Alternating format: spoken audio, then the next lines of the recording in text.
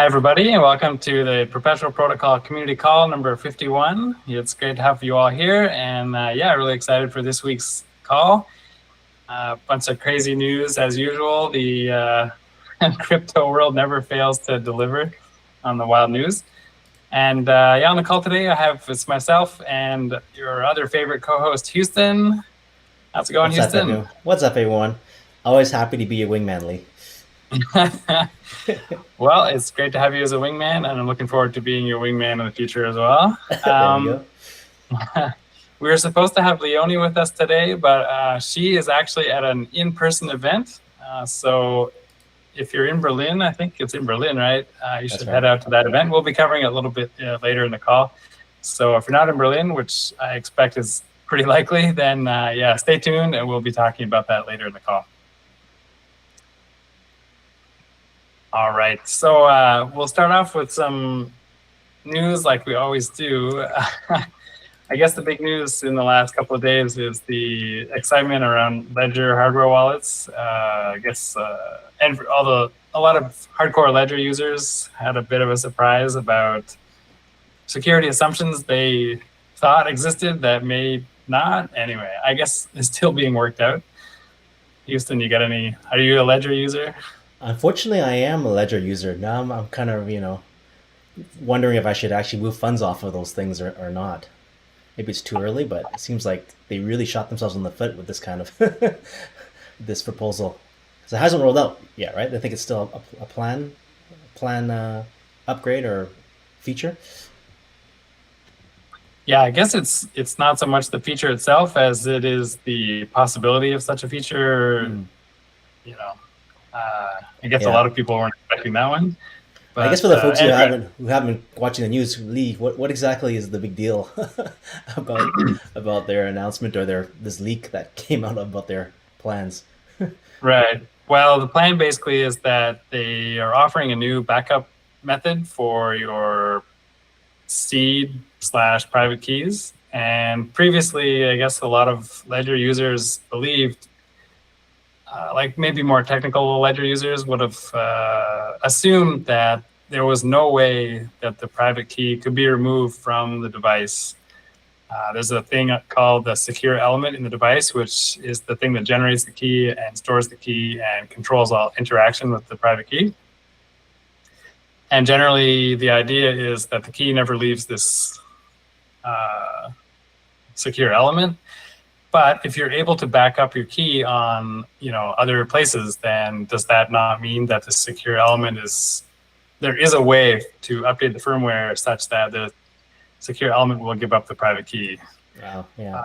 So there's a lot of speculation going around, and I personally don't know really the details. I'm not a Ledger user myself. I'm on Team Trezor, which I'm sure has its own issues, but yeah. All these devices are made by people, supply chains that are run by people. Like there's no such thing as a perfect solution, but you do what you can. So anyway, if you're a Ledger user, it might be worth just sort of watching this over the next days and weeks. I'm sure, there'll be more news about it. Hopefully Ledger will come out with some kind of announcement. I'm sure they're full damage control mode now. Spin mode. Exactly. Yeah. Anyway. It seems like that announcement sort of, flies in the face of some of the sensibilities in crypto. Like I read somewhere where, if you want to subscribe to that recovery service, you actually need to KYC yourself and do the, the spinning selfie thing. And you really have to give your ID. And this kind of gives another potential attack vector. Now that the company knows how much your holdings are, they know who you are, it really opens yourself up to even personally more, more attacks. Yeah, interesting. Well, I also saw... Sorry, go ahead. No, that was very unusual. It's unusual, but I also saw some speculation that it's sort of a conspiracy theory at this point, but I also saw reports like on Twitter that the EU, and I think it seems like real news, that the EU passed some legislation that will require ID for all crypto transactions. Now, what does that mean exactly? I haven't seen any really in-depth analysis of it. But Ledger is based in France. It's a French company, as far as I'm aware, and the timing is a little suspicious. Right. So Good one. who Yeah. knows? Yeah. Who knows? Anyway, yeah, I'm sort of in popcorn eating, watching the comments mode right now. We will see how it That's plays out. Ledger had some, they've had their issues in the past, like with their data breach of all their, not all, but a large number of their users' addresses and other information getting leaked and so on. So if they survived that one, maybe they can survive this one. We will see. Yeah.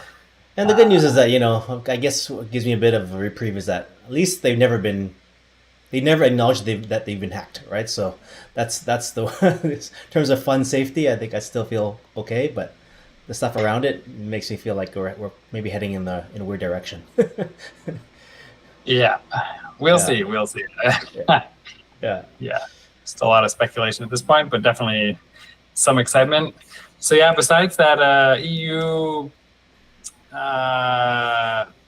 news that somehow they're planning to enforce, or who knows how they're going to enforce it, but somehow they say they're going to require ID for all crypto transactions. What that exactly means or what it's going to look like, who knows? Maybe it'll be just for centralized exchanges and crypto companies. I don't know. We'll have to see, but definitely something worth keeping an eye on, especially if you're living in that region. A more fun and sort of ridiculous bit of news I thought a little bit later in the day today was that Axie Infinity may be back to life. I guess their app got approved by the Apple Store, and they had a massive pump. But it seems like only approved in some countries, which led me to joke like, okay, only those countries. It can only be scams in those countries. Anyway, I don't know Axie is not really necessarily a scam, but definitely buyer beware and do your own research.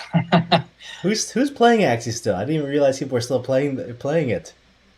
Yeah, it's been totally off my radar. Are people still for grinding? All I know, it's still going. Yeah.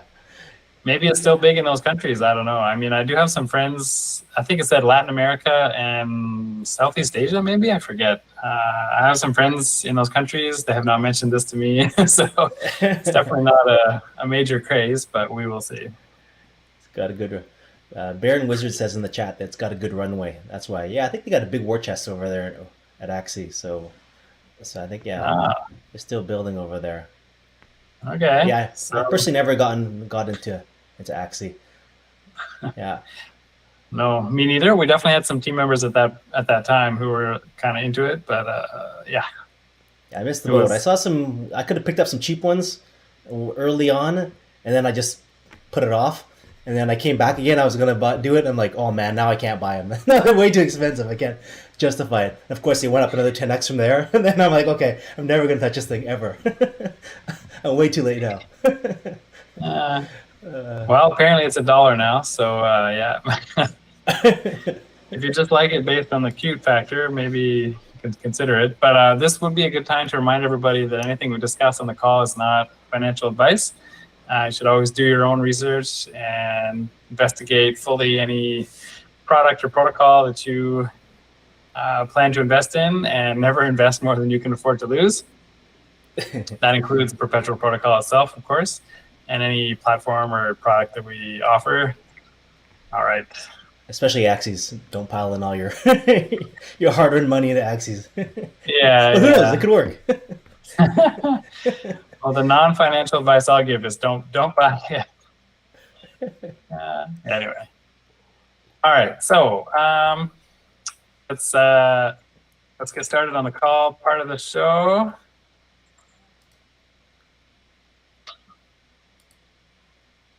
So we have some product updates. The first one, which is not like a super exciting thing, but it's a bit of a milestone, is we've increased the USDT collateral cap up to 1 million. So previously USDT was added sort of as more of a secondary collateral option on perpetual protocol, and it had a lower collateral weight. but then we increased that collateral weight up to par with USDC. So it's basically on par with USDC. And we saw quite a bit more deposits in USDT. So the decision was made to increase the vault capacity up to 1 million. So users can continue to deposit and use USDT collateral up to 1 million. So that's a great milestone. In another bit of news, more on the hot tub side, if you've been watching our governance forum closely, which is not like the most happening spot, I'll admit, but there's always some interesting things going on there, and sometimes you can get a little bit of alpha. We plan to do some sort of more experimentation around hot tub with different assets and different, I don't know if we mentioned this fee rate experimentation that we plan to do, but basically we want to be able to give hot tub a bit of an edge. And so we're playing with some experimental fee rates, just doing some experiments at this point. And if the experiments go well, then we may, there's a very good chance that we will sort of roll this out in a more broad format to ensure the hot tub has the best chance possible, ensuring the users of hot tub, the best profits and so on. On the hot tub note, there are currently 2 hot tub vaults available, and they're both full, so they're very popular. And that's in spite of the APR going up and down. Because the vaults are both based on arbitrage, that means that sometimes they're earning money and sometimes they're just idling, waiting for opportunities to trade to come up. While they're idling, there is a chance that the positions that they have on perpetual protocol are paying funding. So sometimes you will see negative APRs.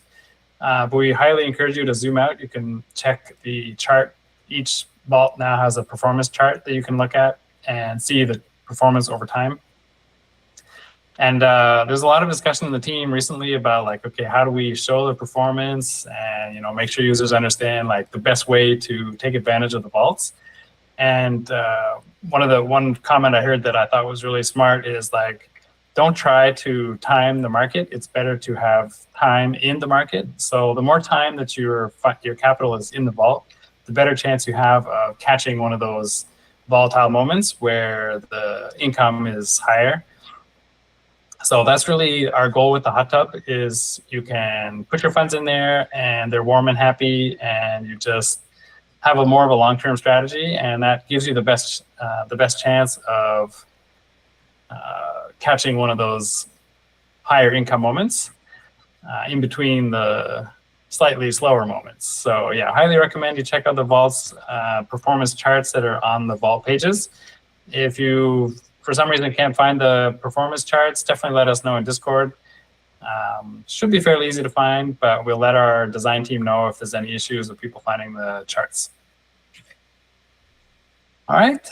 Moving on to a slightly older product, but one of my favorites, and I think it's been really steady ever since launch, is Lazy River. Houston, do you want to walk us through this one? Yeah, so this is basically our version 2 of our staking solution.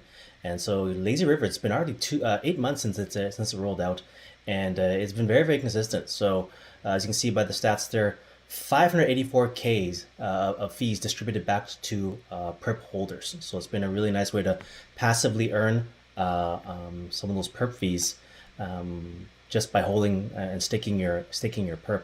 So the APR is 20.61%, and that's close to 1.5 mil annualized. So I think it goes back to what we talked about in previous calls, is that there's really many ways that you can get involved in our ecosystem.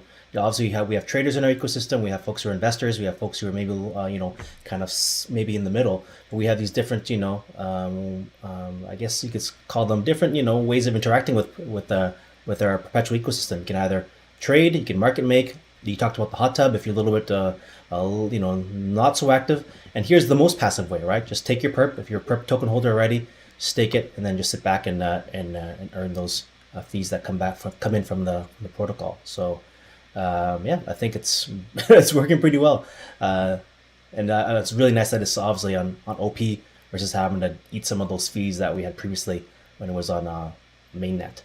So Yeah, oh, for sure. Once in a while, we still get, OG users coming to ask us about the staking 1.0 system that's on mainnet still, and asking like how to handle that.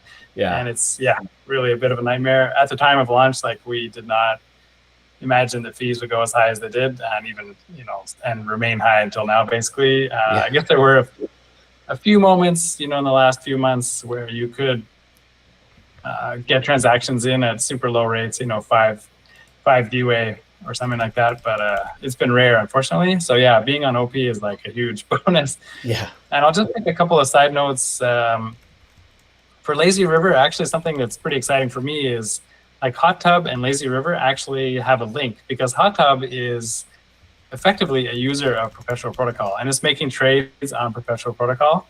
And even just having 2 vaults, we've increased the volume by, I forget the exact amount, but it's like a fairly substantial amount. And the more Hot Tub vaults that we launch, the more that volume is going to increase. And that volume directly results in these Lazy River fees increasing. So yeah, really exciting, and looking forward to that continuing on as a virtuous cycle. Also, you'll note that it says there's about 20% APR on a 4-week rolling basis. It's important to note that this is the average for the vault, and that average is the average of all the various stakers and the various times that those people staked. Obviously, the more time you stake, up to 1 year maximum, you will increase this APR, or if you stake for less time, you will decrease the APR. So if you've been staking for the full year, you'll notice that 20% is like actually a lot lower than what you've been receiving normally. And finally, just as a note for Lazy River, last week we had a slight issue with the timing of depositing rewards into the contract. So not all the rewards were actually sent out, and that means that on Thursday, tomorrow, the rewards for last week the rewards for 2 weeks ago and this past week will be given out together. So it should be a pretty big week for anybody who's in Lazy River. Although granted, last week was a little bit underwhelming, but the team has put additional monitors in place to prevent this from happening again. So yeah, it should be more steady in the long term. Although, like I say, long term it works itself out, but it can be annoying for people who are watching that number on a weekly basis. All right, so moving on, we have some interesting partnerships and workshops coming up. Houston, do you want to talk us through this one? Yeah, I'll take this one. So 1 week from now, May 24th at 10 a.m. Eastern Standard Time, we're doing a workshop with Arkham Intelligence. So for the folks on the call who don't know, Arkham Intelligence is an on-chain analytics platform.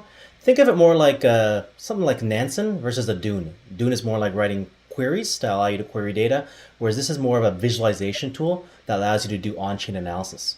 So really neat tool to be able to track whales, track the flows of money, and see the relationships between entities. So if you're interested in leveling up your on-chain game, then join us. You can sign up today. We're actually doing a bit of a pre-workshop sprint where we have a bunch of fun quests to do to help you prepare for the workshop. So join us on this sort of community-based educational journey, and log in on the 24th for the event. By the way, we actually have Miguel, who's the founder of Arkham, who's going to be on the call. So he's going to be on the call to answer all your hard questions. So if you do the pre-work ahead of time, if you're kind of stumped and you want to ask someone an expert, then Miguel will be there, and he'll be able to probably answer any questions you can throw at him. So he'll be there supporting us on this educational journey. Awesome. That's really exciting to have the founder on the call as well. So looking forward to that. We'll pick his brain. Yeah. Yeah. All right. Just a sort of a recap it's a recap of recent events, in-person events. We want to give a big thanks to all the organizers of ETH Taipei. It was a really great event, and looking forward to next year's event as well. And there's a highlight, a recap of highlights that you can check out in the newsletter. And as I mentioned earlier, our amazing co-host Leonie is unfortunately not with us because she is at this Berlin meetup to demo Perpetual Protocol and check out other Web3 projects as well. So if you're not there right now, if you're listening to this right now, you're probably not at the event.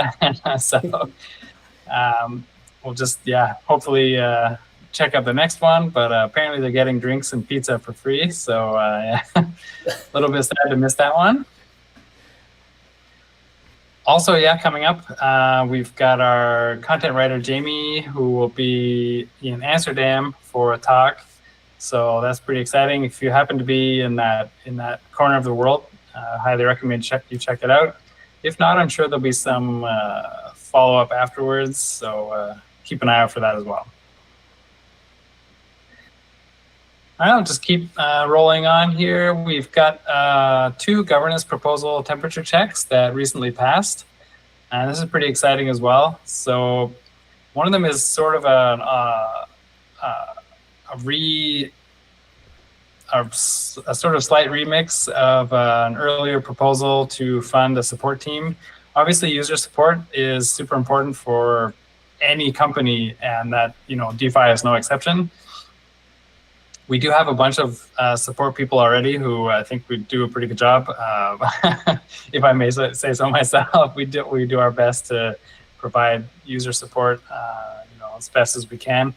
But we really want to focus on enhancing that user experience and the user support process. And I'll also just note that this includes all types of users. Like, actually, we have a very diverse user base that includes like really new users who just starting with DeFi, all the way up to super technical users who have knowledge way beyond, even some of our team members, really hardcore technical users who are building bots, they're building tools, all kinds of stuff. And, they have some technical questions as well about how the protocol works. So our support team covers the whole range of this, the whole range of users, from the most beginner retail noobs all the way up to the most hardcore, experienced DeFi devs who just have some technical questions about how Perpetual Protocol works or our various tooling works. So this proposal, which already passed the temperature check, will be going to the official vote starting on Friday. And prior to that, we're in the sort of 1-week discussion period. So if you have any comments or questions or suggestions or criticism, come to our governance forum and let us know. We'd really love to hear from you. So that's gov.perp.fi,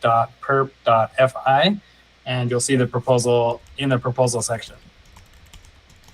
And the second proposal, which also passed the temperature check and is now in the 7-day discussion period, and will also be going to the official vote starting this Friday, is a proposal to fund a security entity.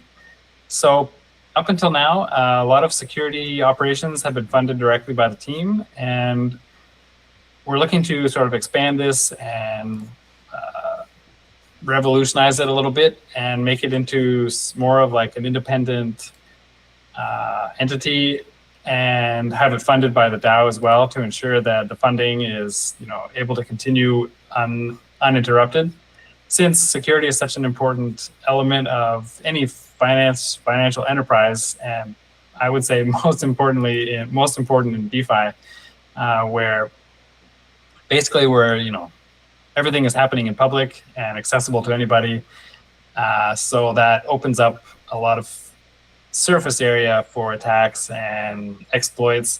So security is really critical. It's the same. And so if you're interested in security, which you definitely should be, definitely go and check out this proposal. Again, that's at gov.perp.fi. If you have any suggestions, questions, or comments, definitely let us know, and we'll be really happy to hear from you. All right. So, just the final item here. We've got a couple of podcasts you might want to check out. They've been mentioned on our Twitter and also here in the newsletter. We're on the Tokenomics Talk Twitter space talking about VE, Perp, Tokenomics, Hot Tub, and more.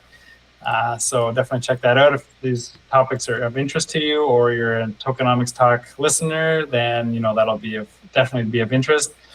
Also, Big Red episode 6, discussing all kinds of things about Perpetual, and again, recent hot tub launch. So another podcast that we are involved with. Definitely check that out if you're a podcast fan. All right, and that just about covers it for this community call. Houston, did I miss anything? I think you hit them all. I think you knocked them all out of the park. Yeah. All right.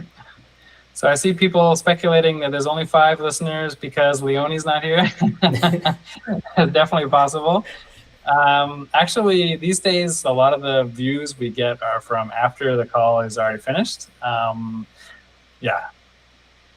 A lot of people are not really available for the actual live event, and they watch afterwards.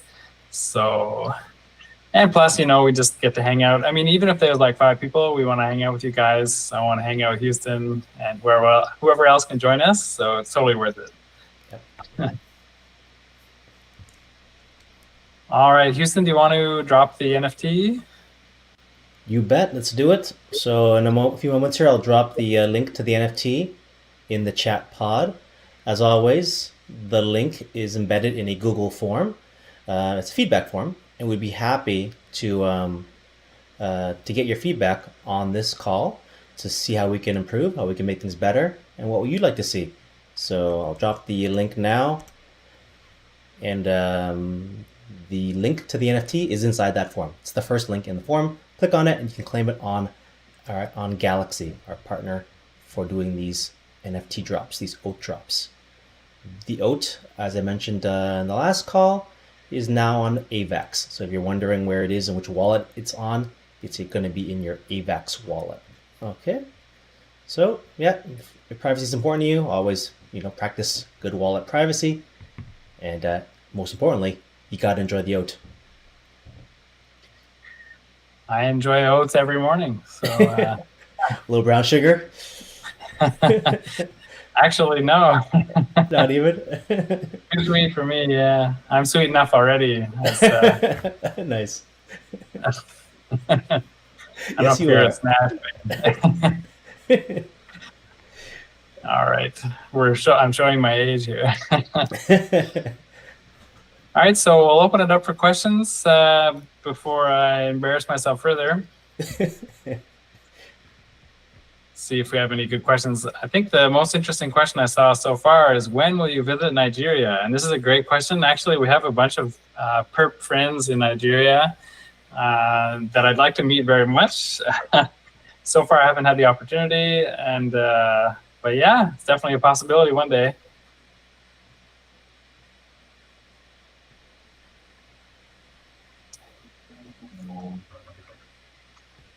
All right, so if you have any questions, just definitely go ahead and drop them in the chat.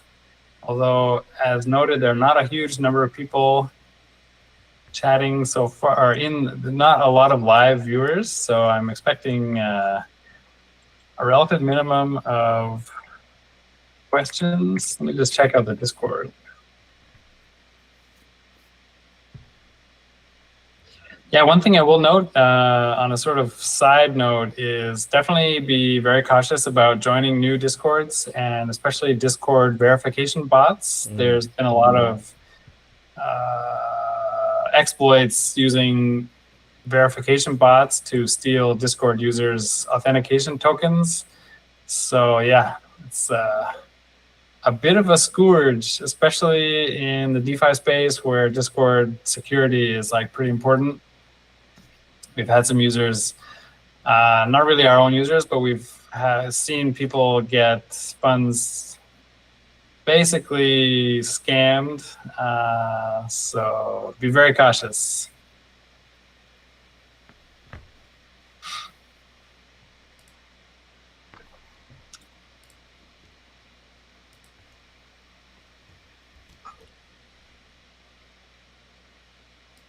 Just want to double check something here.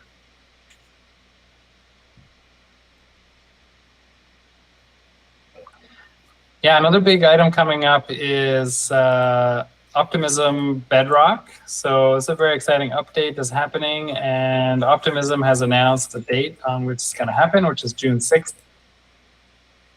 June 6th looks like in most time zones. And that will come with a few hours of downtime. And so a lot of people are wondering what this means for perp. Basically, the downtime means basically all trading will pause for the period of the downtime. You don't really need to do anything special. Basically, you just won't be able to place any trades. And when the downtime is over, then you'll be able to trade as normal. The only thing I would say is, like, obviously, you know, between the beginning and the end of the downtime, any difference in price of the assets will sort of see a sudden jump.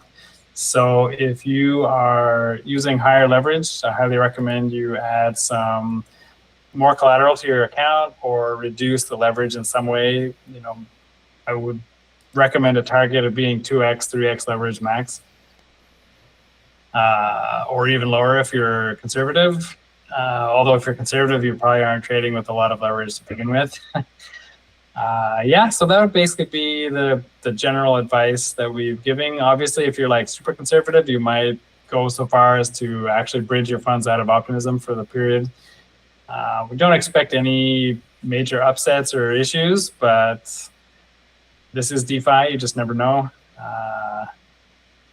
So depending on your own, like, you know, your own risk appetite, if it's like absolutely zero risk, I mean, obviously if you're DeFi, you're already got a bit of appetite for risk, but if it's on the lower end of the DeFi spectrum of risk appetite, then you might consider bridging out. Personally, I don't think I'll be bridging out any funds. I'm pretty confident that it's going to go smoothly, so not too worried about that. I don't see any questions, so just as a final note, we will be updating our liquidity mining referral and also staking rewards in terms of perp tokens and OP tokens for liquidity mining. There will be some adjustments coming up. So if you're highly dependent on those, yeah, keep an eye out for some announcements related to that. This should be coming soon. All right, Houston, I don't see any questions, so I think we can wrap it up. Sounds good. All righty. Well, it's been great. Thanks a lot for joining, everybody. And Houston, great to see you. And likewise, thanks everyone once again. Yeah. Yeah. Looking forward to the next one in 2 weeks. Sounds good. Thanks, everyone. Right. Bye for now.